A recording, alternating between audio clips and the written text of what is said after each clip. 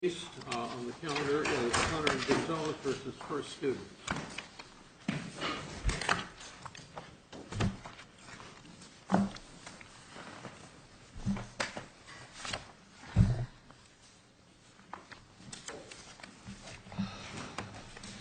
The panel on this case consists of Justices Wilhite, Fidel, and Collins. I'm not on the case, and Justice Wilhite will preside. Just hold on 1 minute to let Justice Epstein vacate.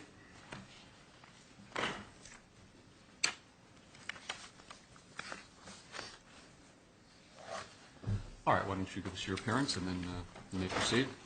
Thank you, Your Honor. Good afternoon, Your Honors. My name is Hunter Pyle. I'm the attorney for the appellant in this case, Eileen Connors. Your Honors, in this appeal, the question really is whether this court should take the extraordinary and drastic step of finding that a 40-year-old statute that provides critical protections to California consumers is unconstitutional. Well, I think the step was already taken by the Ortiz court. I think the question is whether we agree with Ortiz or not. Yes, I think so. So would you like me to jump directly to Ortiz? I think that is the crux of this case. Yes, I agree, Your Honor, and I'm happy to do that.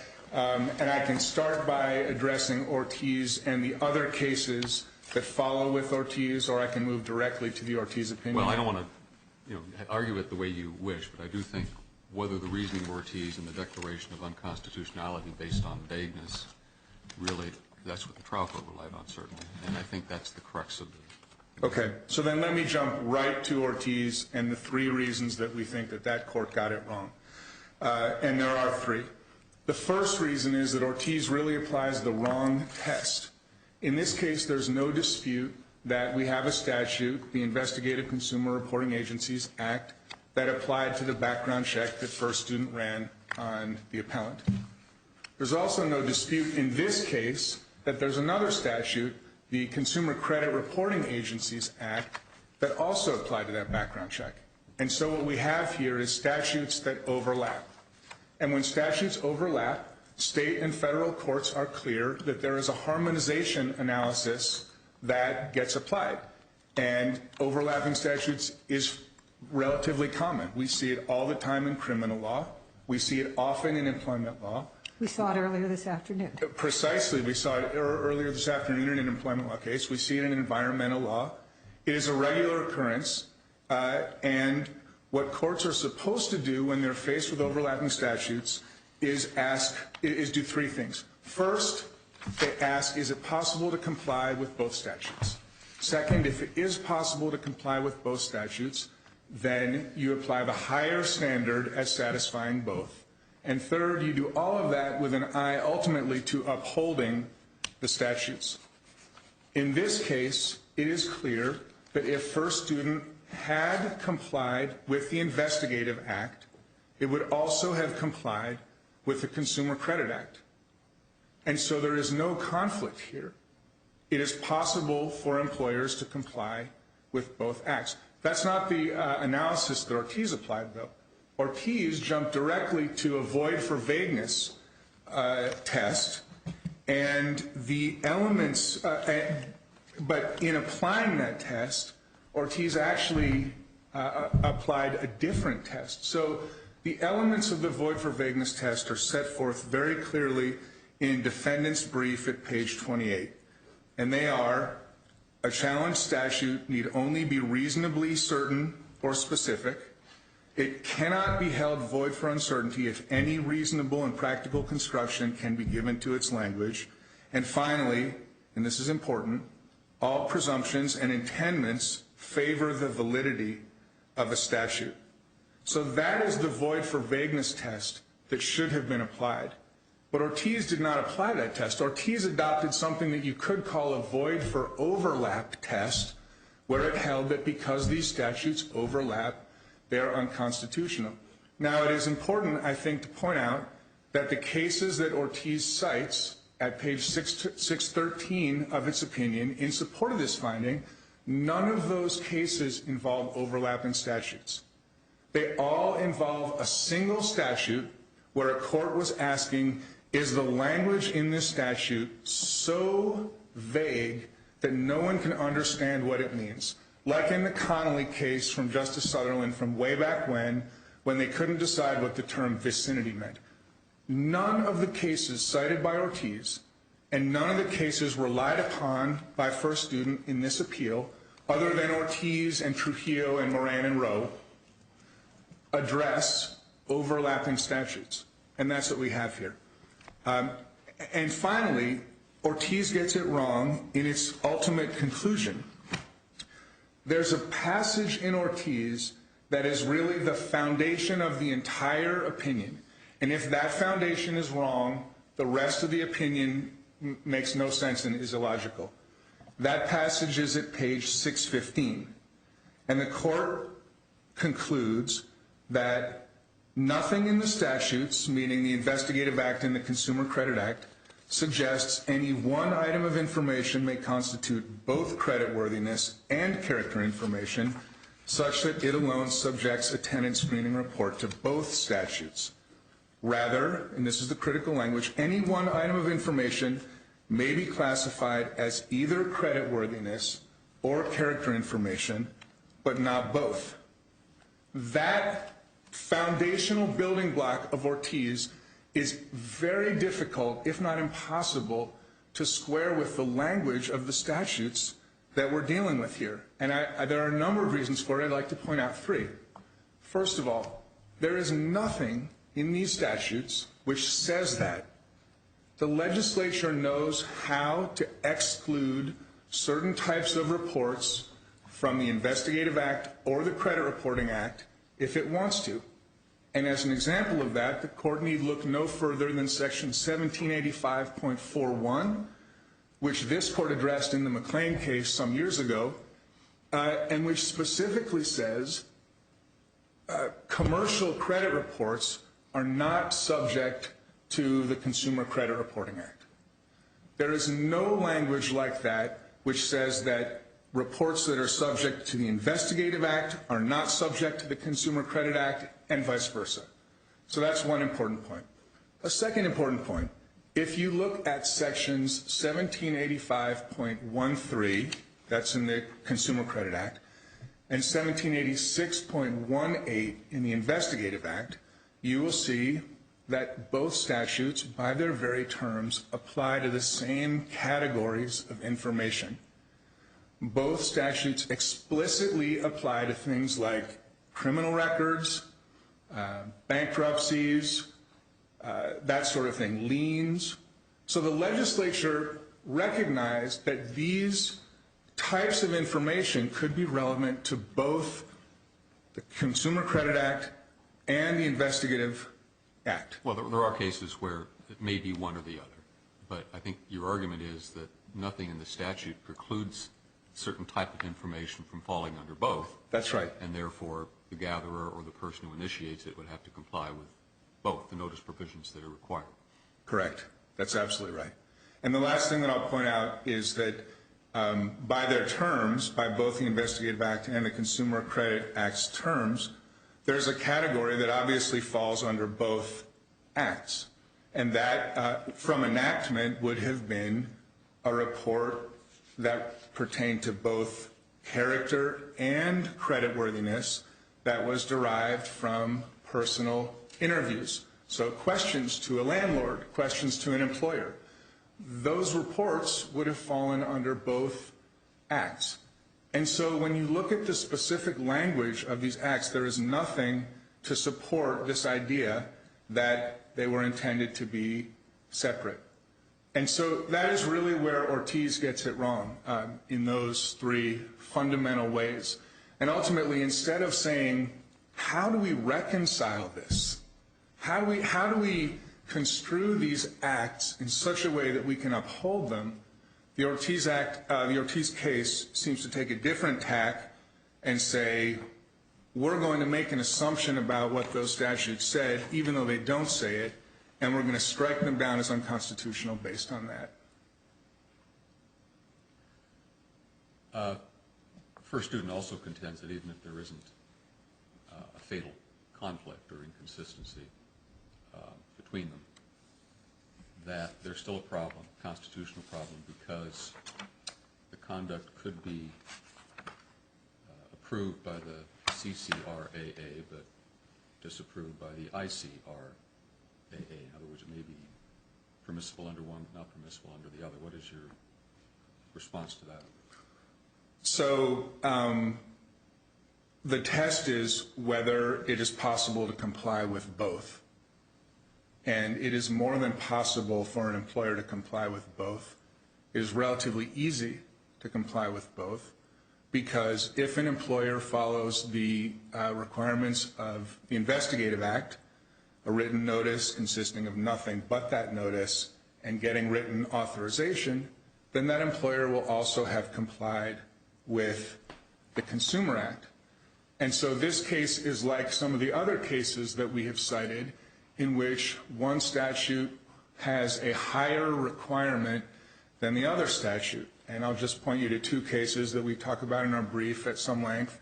Powell, which involved overtime requirements, and Natural Resources Defense Council, which involved the CEQA and the Forest Practices Act. Different supplemental requirements of one act do not render it unconstitutional unless there is that direct conflict. Some courts describe it as a positive repugnancy, where if you comply with one, you automatically violate the other. But that's not what we have here. We just have overlapping statutes, one of which has a heightened requirement. Okay, if there are no further questions, I'll reserve the rest of my time. Thank you. Okay, thank you. I appreciate your time today.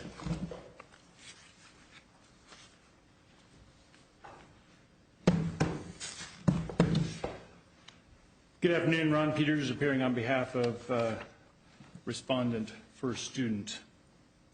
Let me address sort of a big picture item here with respect to these statutes. The first, it is important to remember that these statutes certainly were created to be mutually exclusive. That's the definitions. The definition of each form of report expressly excludes the other form of the report's content. But didn't it do so not on the basis of the type of information, but based on how it was obtained, whether by personal interview or not? Correct. Correct. So it's not that one type of information can't fall within a statute. It just depends. Both statutes. It just depends on how it was gathered. That's correct. And so for the first 23 or 25 years of this statute, you could always determine which statute applied to you, even if you couldn't determine whether, from the standpoint of whether it was creditworthiness or content, by looking to the manner in which the information was gathered. And this was a suitable way of coordinating these two statutes for that period of time. But what that means from a context point of view is that for the better part of 23 years, the Consumer Credit Reporting Agencies Act was the primary statute governing employment screening for everything except things that involve personal interviews. So arrest records, the kinds of things we're doing here. So when they went about and amended the Investigative Consumer Reporting Act, they obliterated that distinction and then created this conflict between times when both statutes applied at the same time. Why is that a conflict? I guess the fundamental problem I have, and I have some problems, frankly, with Ortiz analysis. The fundamental problem I have is that, and I think counsel accurately states it, we're talking about an overlap. It's not a conflict. In other words, there's no reason why the same information can't, on occasion, fall under both statutes. That's not a void for vagueness challenge. In other words, you can it just doesn't follow. Well, the overlap issue creates the problem in this way. If it overlaps, then those provisions which are in conflict then can't be resolved by any mechanism other than making a strategic choice, I suppose. Well, what's the conflict? In other words, you can give notice under both statutes. Well, yes, but you have to give this case, and it's important to remember what this case is about specifically, because this is an as-applied standard. This case is about the failure to provide express written consent in advance of obtaining the report. That's the primary issue in this case. Under the Consumer Credit Reporting Agencies Act, you don't have to give. Right. And so But in some other statute you do. in the other statute you do. But that happens a lot. It may be that if you're going to make changes to your house, you have to get a permit. You have to get a permit if you're going to put a second story on your house or you're going to redo your house. And it may turn out that if you're going to put in a brick chimney, you have to get another permit. But it's not enough. It's not a defense to not getting a permit for your brick chimney to say, well, I got the other permits that I needed to build a second story on my house. But I don't know that that's directly analogous, because if for instance, you had to say one statute said I have to get a permit for my brick chimney, and another statute said I don't have to get a permit for my brick chimney. Where does a particular statute that says you don't have to pay attention to any other statutes that may impose obligations on you? You don't. And we don't argue that overlap in and of itself. This isn't a facial challenge. We don't argue that overlap in and of itself creates the conflict. It is the substance of the specific requirements as contained in 1785.20.5 as opposed to 1786.16. Those two statutes provide very different notice requirements for statutes that, by their own terms, appear to be mutually exclusive. That was the problem that the Ortiz court had, which means that in order to figure out which statute you had to comply with, you had to look at the statutes, see if even if they overlap, you might be able to decide that they both apply. But if you look at the definitions, it certainly appears that they don't both apply. Well, as Mr. Powell pointed out, that Ortiz was predicated in part on this notion that there couldn't be any item of information that could qualify under both. And that just seems wrong. I'm not sure I understand that question. I'm The sorry. predicate for Ortiz, which you're relying on, was this notion that there couldn't be any items of information that could qualify under both statutes, that could fall under both statutes. But that seems just wrong, reading statutes. I don't know that that's necessarily wrong, because I think what Ortiz was saying was that if you had to resolve conflicts in the statute like we have here, and again, I'm limiting myself to our particular as-applied situation, here you do have to decide. Because if I decide that it falls under CCRAA, then which it appears to do, then I can comply with those particular statutes. I guess I'm not getting the conflict. Again, I mean, going back to the house analogy, if it turns out I don't have to get the Department of Housing to sign off on my overall building permit, but it turns out there's a statute that says you do have to have the Department of Housing sign off on your chimney permit. You know, you say, well, golly, I looked at the statute. It said don't have to get permission don't have to get a sign off. Why aren't I home free? The answer is because there's another statute out there that says you do. Perhaps the statutes and many of the cases and many of the ones that they cite in their brief talk about the as-applied, the void for vagueness as-applied standard as being an issue of notice. Do I have proper notice that I can determine what law I'm supposed to comply with? Perhaps the best way to sort of illustrate it is one of the cases they cite is called Batchelder, U.S. versus Batchelder. And the U.S. Supreme Court found that there was no conflict in those two statutes and found that there was no notice problem to the more hapless defendant who simply may not have been aware that he could serve 5 years instead of 2. But if we changed, I'm sorry, that he would serve five years instead of 2. And as Judge Wiley at the trial court said, this is just not a very good case for them, even though it's a case they use that is central to their argument. But to illustrate the difference is that if we change the facts of Batchelder, and instead of the statute, there was 2 statutes, both said that a convicted felon couldn't possess a firearm that moved in interstate commerce or had traveled across state lines. They were identical in all ways except for the penalty. If you change one statute to say you can possess that firearm, you can't possess a firearm because you're a convicted felon unless you apply for this special permit. And in that case, if the defendant had applied for that special permit, I think if you look at the Batchelder analysis, they would have come to a different decision there. And the reason being is that statute expressly authorized the conduct in question. And in most of the cases they cite with overlap, most of the time the plaintiffs or the defendants, whoever it was who was appealing, said had failed to follow both statutes, or they found some other way of harmonizing the statutes together, or in many of the cases, that they cited, the actual statutes themselves wrote into the content of their language something that said this applies notwithstanding any other law. For instance, I think the Powell case that they cite there had expressed language that said, no matter what we do here, you still have to comply with these other laws governing overtime and wages and things like that. In other cases that they cite, including the Walker case was a case they rely heavily on. I take it it's not your position that every statute has to say, and by the way, you have to comply with any other laws? No. I think it has to be applied to the particular facts of your case. And I'm not extending my analysis to every single case. And part of the problem I have with their briefing is that they sort of imply an argument that we're not making.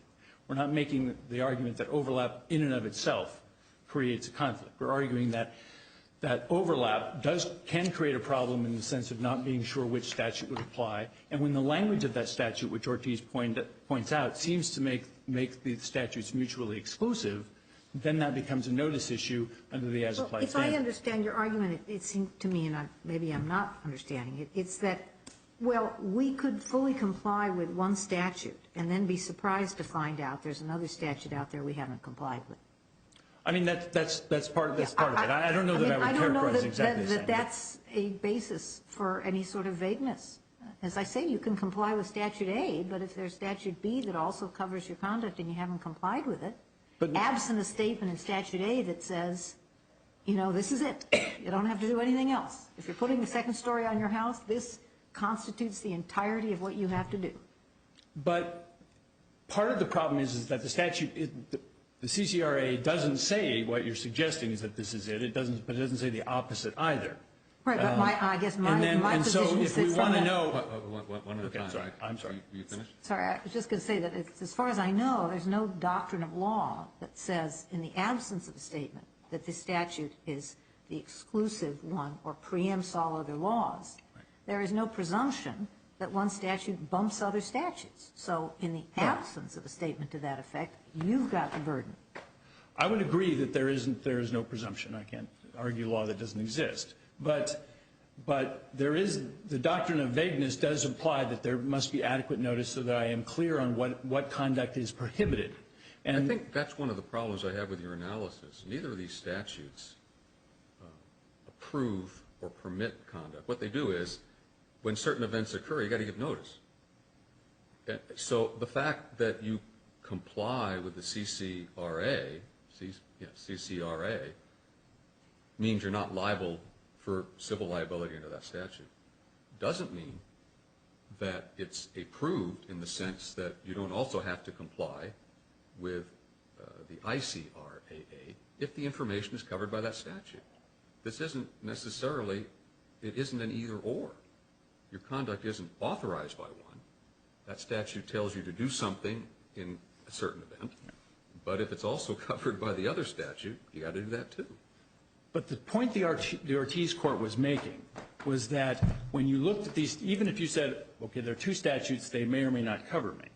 But when you looked at the statutes and the language of the statute, and particularly the definitions of what a consumer credit report is and an investigative consumer report is, they appear to be and identify themselves as being mutually exclusive. So then the next step you would do is try to figure out how to draw a line, and that's where you draw the creditworthiness line and the character line, and that's where the problem comes in. And is your only basis for that first premise, that these appear to be mutually exclusive, that some time ago they could be distinguished between one referring to information derived from personal interviews?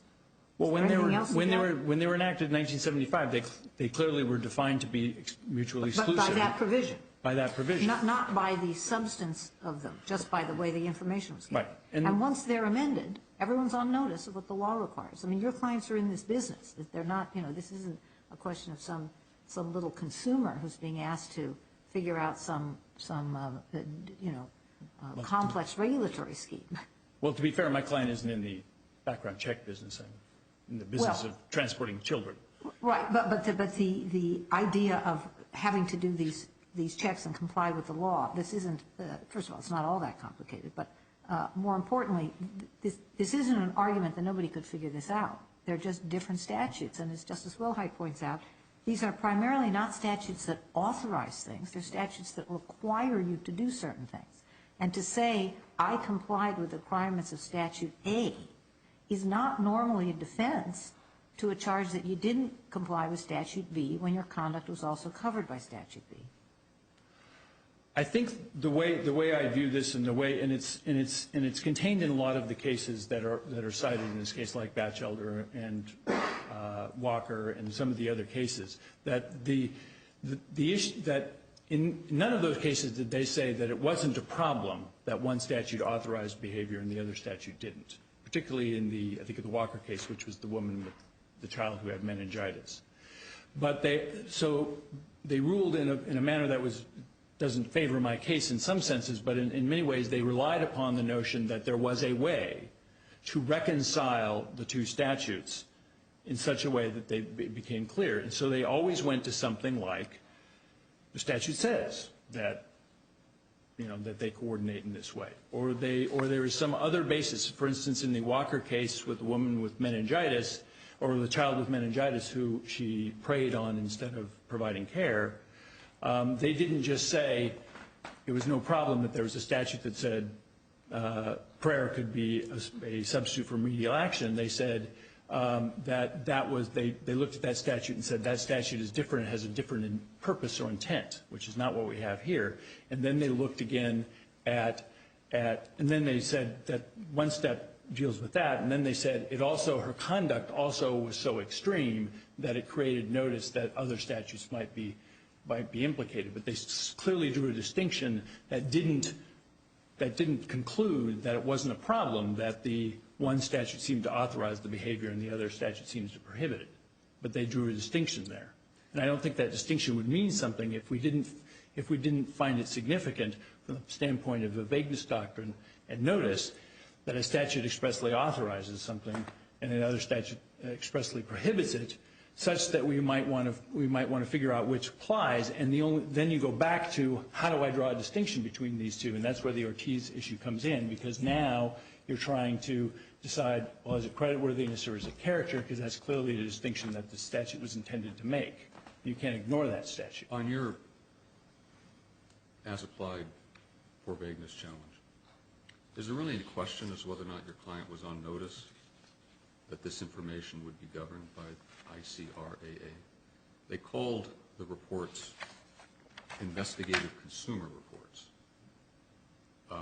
One would think that if they're calling them investigative consumer reports, they would understand that it's not a consumer credit report, I don't know the which record. would be governed by the CCRAA.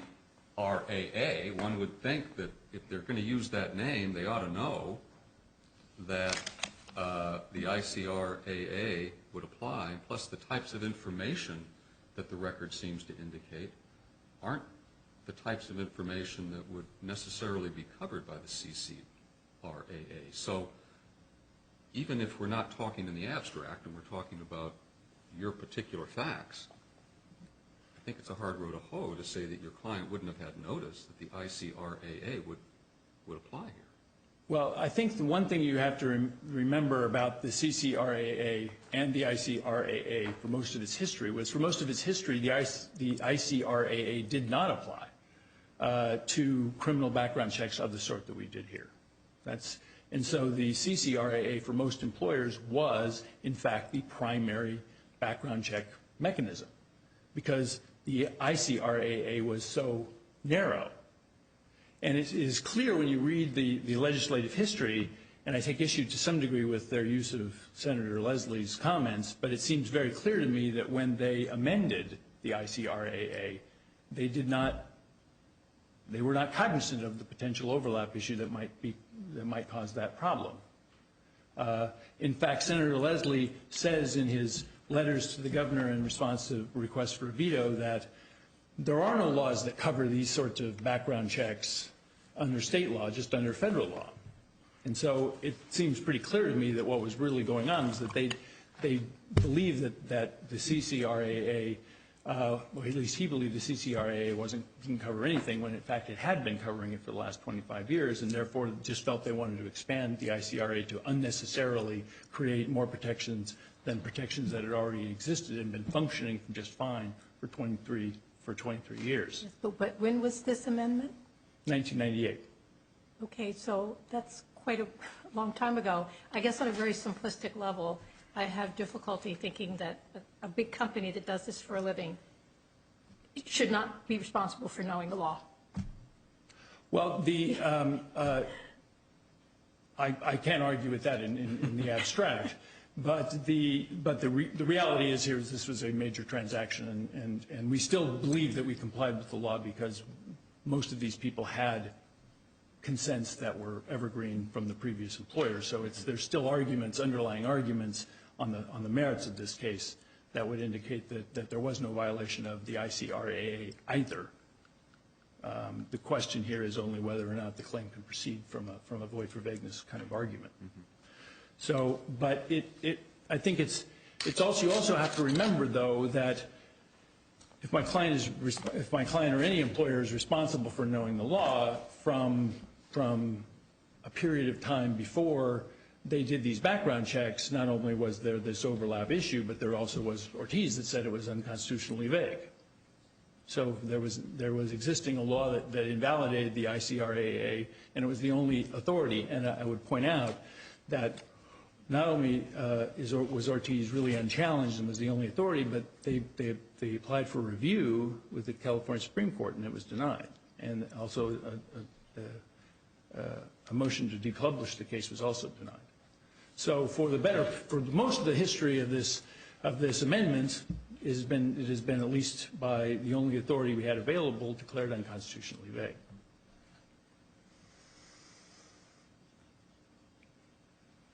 And again, on the issue of one of the arguments, and I think your question touched on it, was that the statutes don't expressly authorize the behavior. I think that's illogical in the sense that statutes are always prohibiting illegal conduct, and sometimes they grant the right to do things, but generally speaking, if the statute says if you do something you have to do it this way, I think it is granting you the right to do the thing as long as you do it in a manner that is authorized by the statute. And therefore, I think the CCRA authorized for 23 years as the primary background check statute, authorized background checks to be conducted.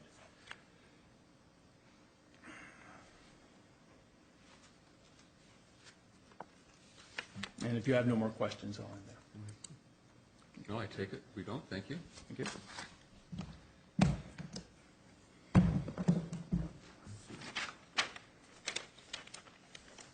Thank you. I have only two brief points that I'd like to make. The first is in response to Justice Wilhite's questioning about whether First Student knew.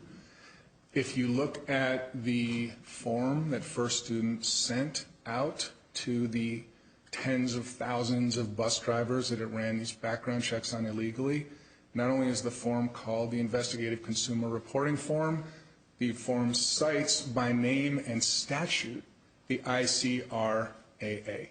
So there's no dispute here that First Student knew exactly what statute it was proceeding under in the specifics. I only want to make one technical point because I think it's important. If you look at our request for judicial notice, Exhibits A and B are the versions of these statutes that were enacted in 1975. And what you will see is that, contrary to what Counsel for First Student said, the statutes did not exclude reports covered by the other statute at that time. They never have, but they certainly didn't then. What they did is they excluded a very narrow category of statutes. So let me just give you one example so you can see what I mean. So for example, under 1785.3c, the statute says consumer credit reports means any written, oral, or other communication bearing on a consumer's creditworthiness. And then below that, it excludes any report containing information solely on a consumer's character, general reputation.